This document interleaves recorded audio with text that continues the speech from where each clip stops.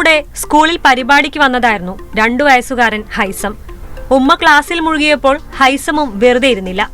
സ്കൂളിന്റെ മുറ്റത്ത് വീണ് കിടന്നിരുന്ന ഇലകൾ ഓരോന്നായി പെറുക്കിയെടുത്ത് മാറ്റിയിടാൻ തുടങ്ങി.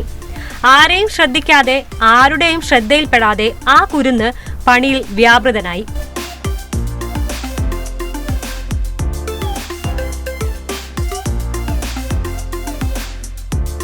ഇടയ്ക്ക് തിരികെ വിളിച്ച ഉമ്മയെയും ഗൗനിക്കാതെ നിശ്ചയദാർഢ്യത്തോടെ അവൻ അവസാനത്തെ ഇലയും പെറുക്കി കളയുന്നവരെ സേവനം തുടർന്നു.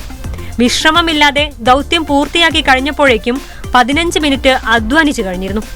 അതിനിടെ മാവിന്റെ തറയിലുണ്ടായിരുന്ന ഇലകൾ പോലും അല്പം പ്രയാസപ്പെട്ടിട്ടായാലും അവൻ എടുത്തു മാറ്റിയിരുന്നു.